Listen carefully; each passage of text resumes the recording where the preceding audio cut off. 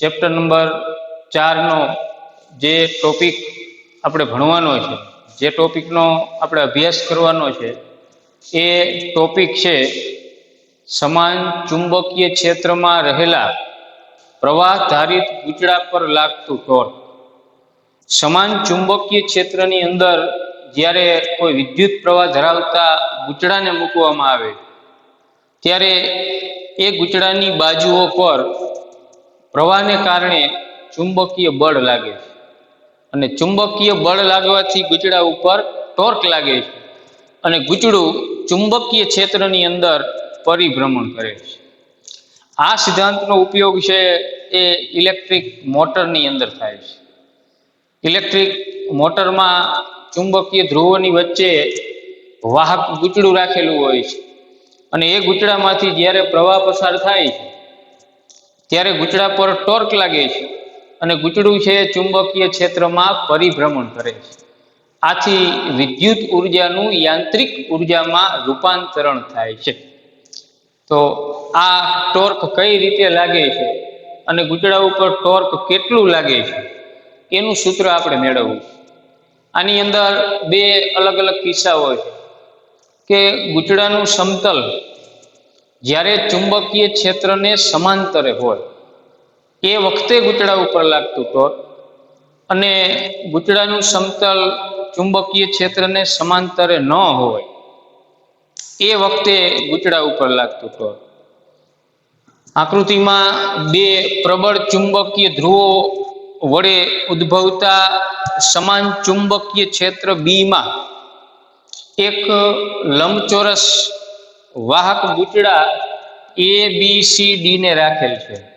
આ ઇલેક્ટ્રિક મોટરની રચના દર્શાવેલી છે. અહીંયા કોમ્યુટેટર અને બ્રશ હોય છે. બેટરી વડે એ ગુચડામાંથી પ્રવાહ પસાર કરવામાં આવે છે ત્યારે એ ગુચડા ઉપર ટોર્ક લાગે છે. એ ટોર્કનું આપણે સૂત્ર મેળવવા માંગીએ છીએ. ધારો કે ગુચડાની લંબાઈ બી, તો લંબાઈ બી કહું છું અને પહોળાઈ સ્મોલ એ છે. ગુચડાની લંબાઈ એ બી અથવા ડીસી બરાબર સ્મોલ બી અને પહોળાઈ બીસી અથવા એડી બરાબર સ્મોલ એ. અહીંયા ગુચડાનું ક્ષેત્રફળ આપણે લઈએ એ, એટલે લંબાઈ ગુણ્યા પહોળાઈ, લંબાઈ બી ગુણ્યા પહોળાઈ એ. પણ ક્ષેત્રફળ સદિશ રાશિ છે. ગુચડાનો ક્ષેત્રફળ સદિશ એ ગુચડાના સમતલને લંબ છે. અહીંયા આપણે ધારીએ કે આ બાજુ ચુંબકનો એન ધ્રુવ છે, આ બાજુ એસ ધ્રુવ છે, એટલે આ બંને ધ્રુવો વચ્ચે જે ચુંબકીય ક્ષેત્ર ઉત્પન્ન થશે એની ક્ષેત્ર રેખાઓ આમ હશે, એનથી એસ તરફ. એની અંદર લંબચોરસ ગુચડાને રાખેલું છે. આ ધારો કે લંબચોરસ ગુચડું છે, તમારે આમ સમજવાનું છે. આ બાજુ એન ધ્રુવ છે, આ બાજુ ચુંબકનો એસ ધ્રુવ છે, એટલે ચુંબકીય ક્ષેત્ર રેખાઓ એન થી એસ તરફ છે. એની અંદર આ લંબચોરસ ગુચડું છે એ બી સી ડી. એટલે ગુચડાનું સમતલ એ ચુંબકીય ક્ષેત્ર રેખાઓને સમાંતરે છે.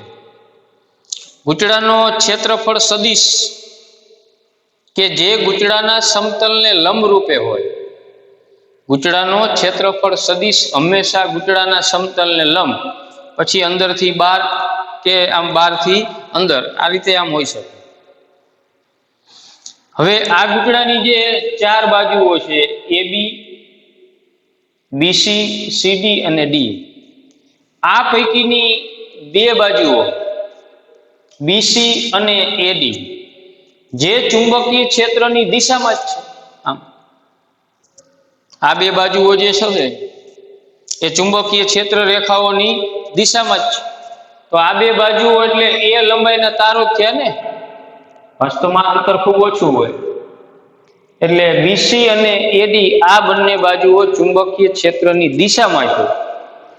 તો આ બંને બાજુ ઉપર લાગતા જે બળો છે એ શૂન્ય થશે. F vector is equal to I L vector cross B vector. આવું સૂત્ર આપણે ભણ્યા છીએ. ચુંબકીય ક્ષેત્રમાં જ્યારે પ્રવાહધારિત તારને મૂકવામાં આવે ત્યારે પ્રવાહધારિત તાર પર લાગતું ચુંબકીય બળ F vector is equal two IL vector cross B vector. અહીંયા L વેક્ટરની જગ્યાએ A વેક્ટર આવશે, એટલે F vector is equal two I small a vector cross B vector. એટલે F vector is equal two આનું મૂલ્ય લઈ લઈએ તો F is equal two I AB sin theta. તો A વેક્ટર અને B વેક્ટર, A વેક્ટર એટલે આ પહોળાઈને દર્શાવતો સદિશ, તો આમ ગૂંચળાને આપણે રાખેલું છે એટલે આમ થશે ને ચુંબકીય ક્ષેત્રની દિશામાં. તો સ્મોલ a વેક્ટર અને ચુંબકીય ક્ષેત્ર સદિશ B વેક્ટર બે એક જ દિશામાં આવે એટલે થીટા ખૂણો 0. A વેક્ટર સમાંતર B વેક્ટર હોવાથી થીટા બરાબર 0 ડિગ્રી. તેથી F is equal two IAB sin 0 degree, એટલે F બરાબર 0. તો અહીંયા AD અને BC આ બંને બાજુઓ છે એ ચુંબકીય ક્ષેત્રની દિશામાં છે, એટલે આ બંને બાજુ ઉપર કોઈ જ બળ લાગશે નહીં. જ્યારે AB અને CD આ બંને બાજુઓ છે એટલે કે બે તાર છે સ્મોલ b લંબાઈ, આ બંને તારો છે એ ચુંબકીય ક્ષેત્રને લંબરૂપે છે, એટલે આ બંને તારો ઉપર આ બંને બાજુ ઉપર બળ લાગશે.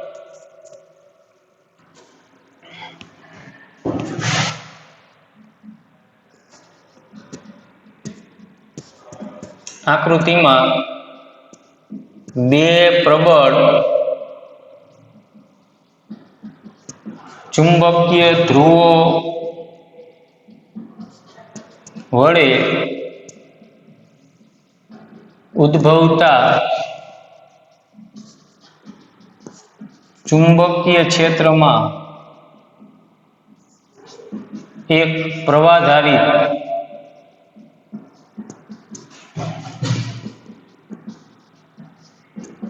લંબચોરસ ગૂંચળા ABCD ને રાખેલ છે. ધારો કે ગૂંચળામાંથી વહેતો પ્રવાહ I ગૂંચળાની લંબાઈ સ્મોલ b અને પહોળાઈ સ્મોલ a છે. હવે ગૂંચળાની BC અને AD બાજુઓ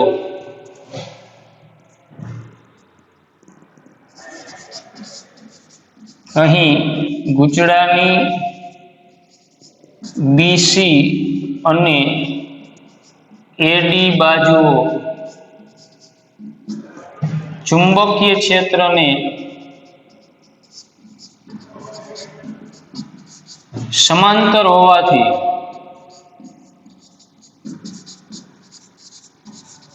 આ બાજુઓ પર કોઈ ચુંબકીય બળ લાગશે નહીં. આ બાજુઓ પર કોઈ ચુંબકીય બળ લાગશે નહીં. હવે આપણે આ AD બાજુ લઈએ કે જેની લંબાઈ સ્મોલ b છે, એમાંથી વહેતો પ્રવાહ I છે. તો અહીંયા સ્મોલ b લંબાઈનો I જેટલા પ્રવાહ ધરાવતો તાર સમાન ચુંબકીય ક્ષેત્રમાં છે. ચુંબકીય ક્ષેત્ર આમ છે N થી S તરફ.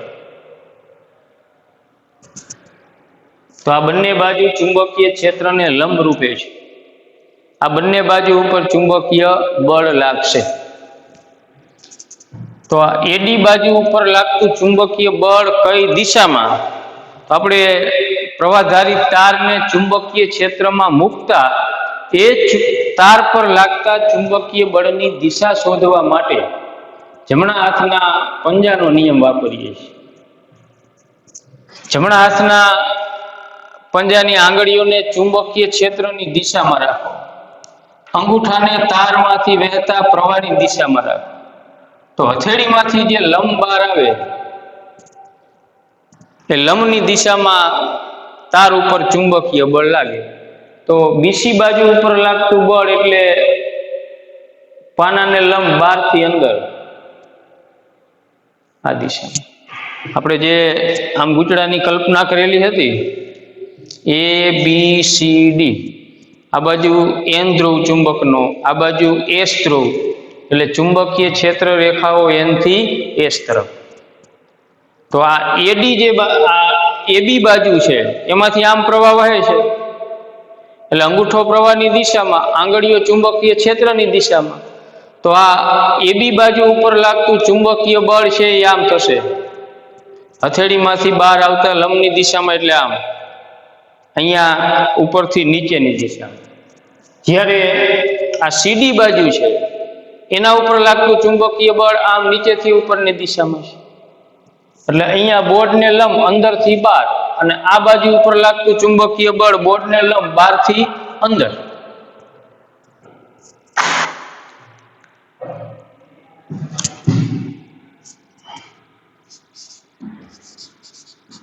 ગૂંચળાની AB બાજુ પર લાગતું ચુંબકીય બળ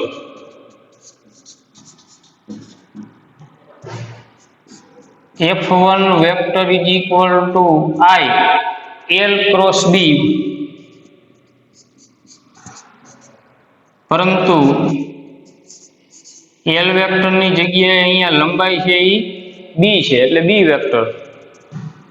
એટલે F1 vector is equal two I B vector cross capital B vector. આનું મૂલ્ય એટલે I small b capital B sin π/2. કારણ કે આ બાજુ જે છે AB એની લંબાઈ સ્મોલ b, એટલે લંબાઈનો સદિશ અને ચુંબકીય ક્ષેત્રનો સદિશ બે વચ્ચેનો ખૂણો 90 છે. એટલે F1 બરાબર I small b into capital B. તમારે આ લખવાની જરૂર નથી, સીધું આ લખી નાખો એટલે હાલે. બરોબર, ગૂંચળાની AB બાજુ પર લાગતા ચુંબકીય બળનું મૂલ્ય છે. હવે ગૂંચળાની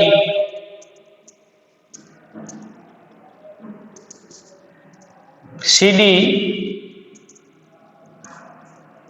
બાજુ પર લાગતા ચુંબકીય બળનું મૂલ્ય. પેલા ચુંબકીય બળ લઈ લે. લાગતું ચુંબકીય બળ F2 vector is equal two IB vector cross B vector. અહીંયા ચુંબકીય ક્ષેત્રની દિશા N થી S તરફ છે. આમ આંગળીઓ ચુંબકીય ક્ષેત્રની દિશામાં, અંગૂઠો તારમાંથી કે આ બાજુમાંથી વહેતા પ્રવાહની દિશામાં, એટલે જે ચુંબકીય બળ લાગશે હથેળીમાંથી બહાર આવતા લંબની દિશામાં, એટલે અંદરથી બહાર. આમ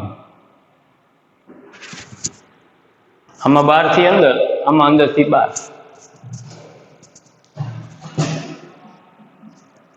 આનું મૂલ્ય લઈ લઈએ IB કેપિટલ B sin π/2. એટલે F2 બરાબર IB ઇન્ટુ B. મૂલ્ય લીધું છે. જો સદિશ રાખ્યા હોત બે તો F1 કરતા F2 ની દિશા વિરુદ્ધ, તો અહીંયા F1 અને F2 બેના મૂલ્યો સરખા છે, જ્યારે દિશા પરસ્પર વિરુદ્ધ છે. બરોબર, એક બાજુ ઉપર બળ ઉપરથી નીચેની દિશામાં, બીજી બાજુ ઉપર નીચેથી ઉપરની દિશામાં. તો આ બંને બાજુ ઉપર લાગતા બળો સમાન મૂલ્યના, પરસ્પર વિરુદ્ધ દિશાના અને એક રેખસ્થ નથી. આ આપણું ગૂંચળું છે. આ જે બાજુ છે એના ઉપર આમ બળ લાગે છે અને આ બાજુ ઉપર આમ બળ લાગે છે. પરિણામે શું થશે? આ બંને બળો બળ યુગ્મની રચના કરશે અને બળ યુગ્મને કારણે ગૂંચળા ઉપર ટોર્ક લાગશે. ટોર્ક લાગવાથી ગૂંચળું ચુંબકીય ક્ષેત્રમાં પરિભ્રમણ કરશે, આમ ફરશે. કારણ કે આ છેડે આમ બળ લાગે છે અને આ છેડે આમ બળ લાગે છે. એટલે આ બંને બળો સમાન મૂલ્યના, પરસ્પર વિરુદ્ધ દિશાના, પણ એક રેખસ્થ નથી.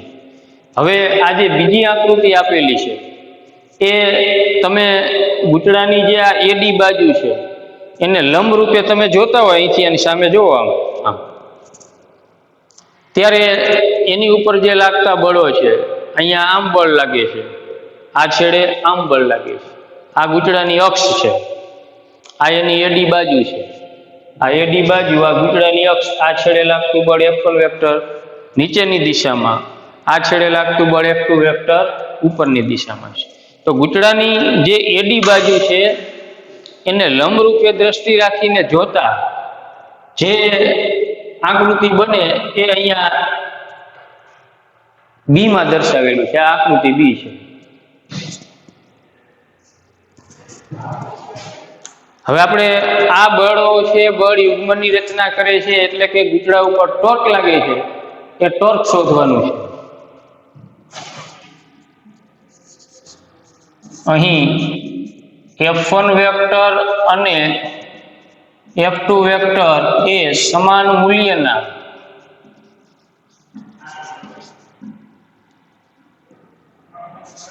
પરસ્પર વિરુદ્ધ દિશામાં અને એક રેખસ્થ નથી.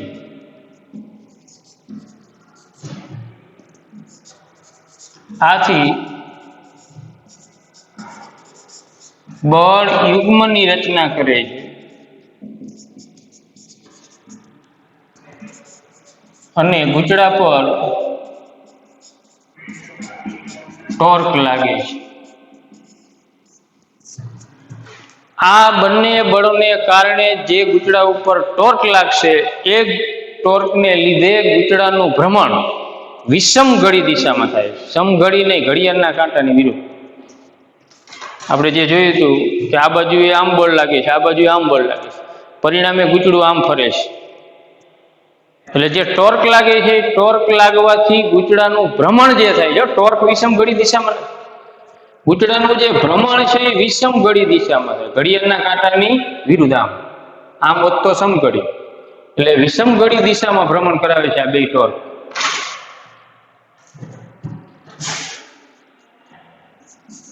હવે ગૂંચળા પર લાગતા પરિણામી ટોર્કનું મૂલ્ય ટાઉ બરાબર ટાઉ1 પ્લસ ટાઉ2. ખરેખર ટોર્ક એ સદિશ રાશિ છે. પરિણામી ટોર્કનો સદિશ એટલે બંને ટોર્કના સદિશનો સરવાળો.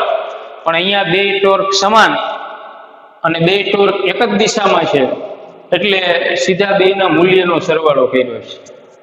બરાબર? કોઈ બે સદિશો એક જ દિશામાં હોય ત્યારે દિશા તો એની એ જ છે, એટલે માત્ર બેના મૂલ્યનો સરવાળો કરી નાખો એટલે પરિણામી સદિશનું મૂલ્ય આપણને મળે.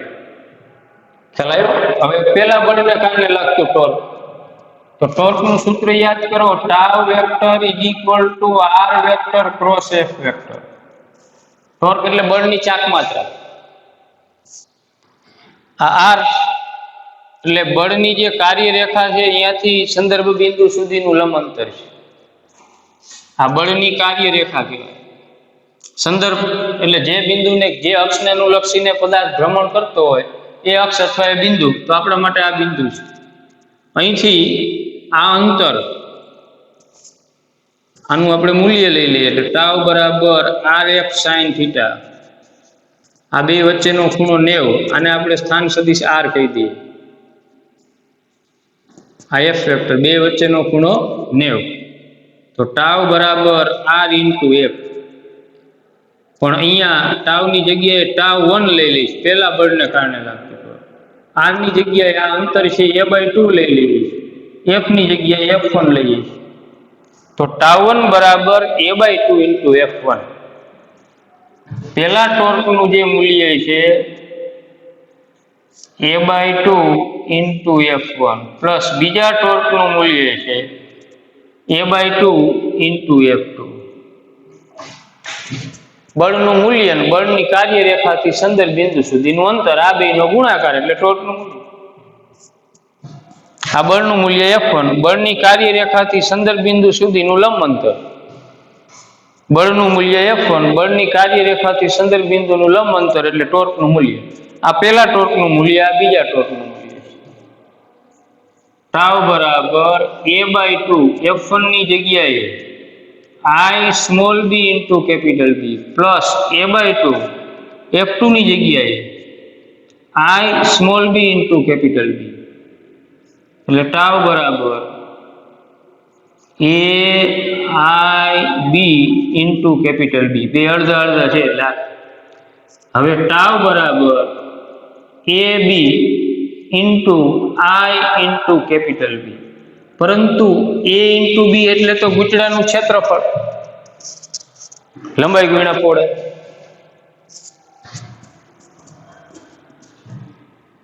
એટલે ટોર્કનું મૂલ્ય ટાઉ બરાબર aib, જ્યાં I ઇન્ટુ a બરાબર m બરાબર ગુચડાની ચુંબકીય ડાયપોલ મોમેન્ટ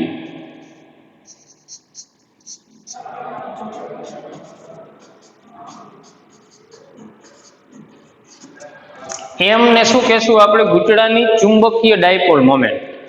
કોઈ પણ પ્રવાહ ગાળો હોય તો એ પ્રવાહ ગાળામાંથી પ્રવાહ પસાર કરવામાં આવે, કોઈ ગાળો, કોઈ રીંગ, કોઈ ગુચડું, એમાંથી પ્રવાહ પસાર કરવામાં આવે એટલે અહીંયા ચુંબકીય ક્ષેત્ર ઉત્પન્ન થાય. ચુંબકીય ક્ષેત્ર ઉત્પન્ન થાય એટલે બે ધ્રુવો પ્રેરિત થાય, અને બે ધ્રુવો પ્રેરિત થાય એટલે એમાં ડાયપોલ મોમેન્ટ રચાણી છે એમ કહેવાય. તો કોઈ પણ પ્રવાહ ગાળો હોય, આ એક પ્રવાહ ગાળો છે ABCD, એમાંથી આમ પ્રવાહ વહે છે એટલે આ ગુચડાની અંદર ચુંબકીય ક્ષેત્ર ઉત્પન્ન થાય છે. ચુંબકીય ક્ષેત્ર ઉત્પન્ન થાય એટલે ગુચડું છે એ એક ચુંબક તરીકે વર્તશે. એની અંદર બે ધ્રુવોની રચના થશે N અને S, એટલે એમાં ચુંબકીય ડાયપોલ મોમેન્ટ ઉત્પન્ન થશે. દાખલા તરીકે આ એક રિંગ કે પ્રવાહ ગાળો છે, એમાંથી I જેટલો પ્રવાહ વહે છે. આ રિંગની ત્રિજ્યા R છે, તો આપણે કહેશું કે રિંગમાંથી I જેટલો પ્રવાહ પસાર કરવામાં આવ્યો છે એટલે રિંગની અંદર ચુંબકીય ક્ષેત્ર ઉત્પન્ન થશે. આ રિંગ છે એ એક ચુંબક તરીકે વર્તશે. પ્રવાહ હોય અહીંયા ચુંબકીય ક્ષેત્ર હોય, આ યાદ રાખવાનું. જ્યાં વિદ્યુત પ્રવાહ હોય ત્યાં ચુંબકીય ક્ષેત્ર હોય અને હોય.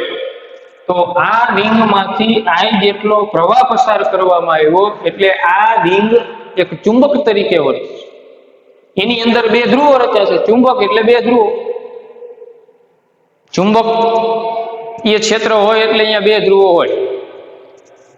હવે બે ધ્રુવો રચાય એટલે એમાં ડાયપોલ મોમેન્ટ રચાય. ચુંબકીય ડાયપોલ મોમેન્ટની દિશા છે એ હંમેશા S થી N તરફની હોય. જેમ વિદ્યુત ડાયપોલ મોમેન્ટની દિશા ઋણ વિદ્યુત ભારથી ધન વિદ્યુત ભાર તરફની, એમ ચુંબકીય ડાયપોલ મોમેન્ટ, મેગ્નેટિક ડાયપોલ મોમેન્ટની દિશા એ S ધ્રુવથી N ધ્રુવ તરફ હોય. ચુંબકીય ક્ષેત્ર N થી S તરફ, પણ ડાયપોલ મોમેન્ટ S થી N તરફ. તો હવે આ લૂપ જે છે, આ રિંગ છે, એમાંથી I જેટલો પ્રવાહ પસાર થયો એટલે લૂપની અંદર ચુંબકીય ક્ષેત્ર ઉત્પન્ન થયું, એટલે કે લૂપની અંદર બે ધ્રુવ રચાણા, એટલે કે એની અંદર ડાયપોલ મોમેન્ટ પ્રેરિત થઈ. આ ડાયપોલ મોમેન્ટ હંમેશા લૂપના સમતલને લંબ રૂપે વાય રહે. અને ડાયપોલ મોમેન્ટની દિશા તમારે શોધવી હોય તો એના માટે જમણા હાથના અંગૂઠાનો નિયમ છે. જમણા હાથના પંજાની આંગળીઓને ચુંબકીય ક્ષેત્રની રિંગમાંથી પ્રવાહ ગાળામાંથી વહેતા પ્રવાહની દિશામાં વાળો. અંગૂઠો જે દિશામાં ગોઠવાય એ દિશામાં ડાયપોલ મોમેન્ટ હોય. આપણે રિંગનું ચુંબકીય ક્ષેત્ર પણ આ જ રીતે નક્કી કરતા. તો અંદરના ભાગમાં ચુંબકીય ક્ષેત્ર હંમેશા S થી N તરફ હોય. અથવા આ રિંગમાંથી પ્રવાહ પસાર થયો એટલે ચુંબકીય ક્ષેત્ર ઉત્પન્ન થયું. આની અંદર બે ધ્રુવો રચાયા. હવે આ ગુચડાની કઈ સપાટી N ધ્રુવ તરીકે વર્તે, કઈ સપાટી S ધ્રુવ તરીકે વર્તે, એ નક્કી કરવા માટે તમારે ગુચડાના સમતલને લંબ રૂપે દ્રષ્ટિ રાખીને જોવાનું. તો તમે અત્યારે આ બોર્ડમાં જુઓ છો એ લંબ રૂપે દ્રષ્ટિ રાખીને જુઓ છો. તો પ્રવાહ ગાળાને કે ગુચડાને લંબ રૂપે દ્રષ્ટિ રાખીને જોતા જો ગાળામાંથી વહેતો પ્રવાહ સમઘડી દિશામાં હોય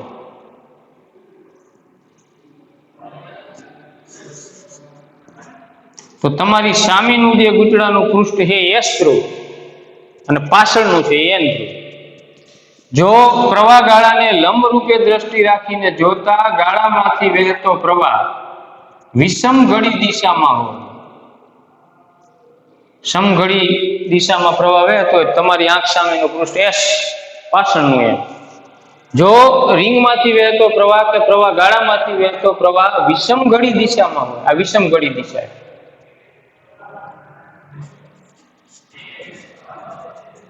તો તમારી આંખ સામેનું સમતલ એન ધ્રુવ, પાછળનું સમતલ એસ ધ્રુવ. તો અહીંયા જે પ્રવાહ ગાળો ABCD છે એમાંથી વહેતો પ્રવાહ તમે આમ ઉપરથી જુઓ ABCD, આમ આપણે ધ્રુવો લીધા હતા ને ABCD, એટલે આ પ્રવાહ ગાળો થયો.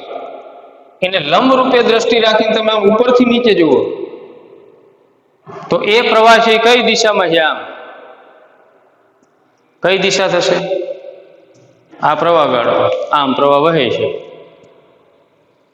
જો જે લંબ રૂપે દ્રષ્ટિ રાખી સમઘડી દિશામાં પ્રવાહ વહે છે કે વિષમઘડી દિશામાં? આમ સમઘડી. તો તમારી આંખ સામેનું સમતલ એસ, પાછળનું એન.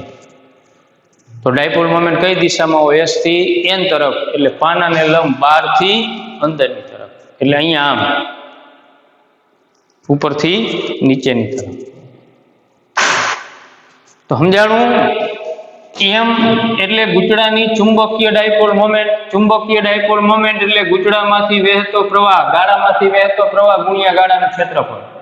ક્ષેત્રફળ લંબચોરસ ગુચડું હોય તો લંબાઈ ગુણ્યા પહોળાઈ, વર્તુળાકાર ગુચડું હોય તો પાઈ આર સ્ક્વેર.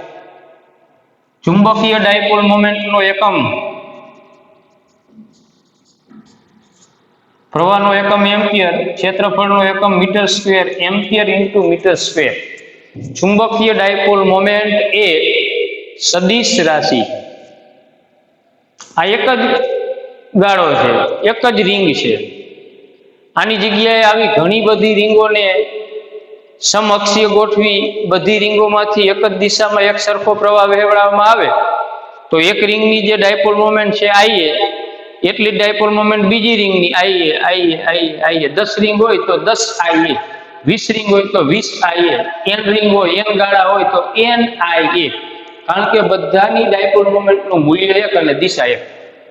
કારણ કે બધામાંથી એક સરખો પ્રવાહ એક જ દિશામાં વહેતો હોય એટલે દરેકે દરેક પ્રવાહ ગાળાની ડાયપોલ મોમેન્ટનું મૂલ્ય સમાન અને દિશા એક. એટલે ટોટલ ડાયપોલ મોમેન્ટ કેટલી થાય? જેટલા ગાળા હોય એટલા ગણી. 10 ગાળા હોય 10 આંટા હોય 10 ગણી, 20 આંટા હોય તો 20 ગણી. તો n આંટાવાળું ગુચડું હોય ત્યારે એની ડાયપોલ મોમેન્ટ m બરાબર n ia. m બરાબર n ia. આને તમે સદિશના ફોર્મમાં લો તો n ia વેક્ટર. એટલે ડાયપોલ મોમેન્ટ હંમેશા ગુચડાના ક્ષેત્રફળ સદિશની દિશામાં હોય. ગુચડાનો ક્ષેત્રફળ સદિશ છે હંમેશા ગુચડાના સમતલને લંબ. તો ડાયપોલ મોમેન્ટ પણ ગુચડાના સમતલને લંબ રૂપે હોય. આ રીતે આપણને લંબચોરસ પ્રવાહધારિત ગુચડાને ચુંબકીય ક્ષેત્રમાં મૂકવામાં આવે ત્યારે ગુચડા પર લાગતું ટોર્ક આપણને મળે છે. હવે આની જગ્યાએ આપણે એ મૂક્યા છે એટલે tau is equal two m into b. પણ અહીંયા એમ બી વચ્ચેનો ખૂણો π/2 છે એટલે હકીકતમાં આમ છે ટાઉ બરાબર એમ બી સાઇન π/2. એટલે tau vector is equal two m vector cross b vector. m vector cross b vector એટલે આનું મૂલ્ય લ્યો એટલે એમ બી સાઇન થીટા, થીટા અહીંયા 90. ચુંબકીય ક્ષેત્ર અને ડાયપોલ મોમેન્ટ. ચુંબકીય ક્ષેત્ર આમ છે, ડાયપોલ મોમેન્ટનો સદિશ ગુચડાના સમતલને લંબ. એટલે પાઈ બાય ટુ એટલે 1, એટલે મૂલ્ય થઈ ગયું ટાઉ બરાબર mb. પણ સદિશ સ્વરૂપે રાખો એટલે tau vector is equal two m vector cross b vector. આપણે વિદ્યુત ડાયપોલને જ્યારે વિદ્યુત ક્ષેત્રમાં મૂકવામાં આવે ત્યારે એની ઉપર લાગતા ટોર્કનું સૂત્ર tau vector is equal two p vector cross e vector ભણ્યા છે. p એ વિદ્યુત ડાયપોલ મોમેન્ટ છે, તો આમાં m એ ચુંબકીય ડાયપોલ મોમેન્ટ છે. આ વિદ્યુત ક્ષેત્રનો સદિશ છે, તો આ ચુંબકીય ક્ષેત્રનો સદિશ છે.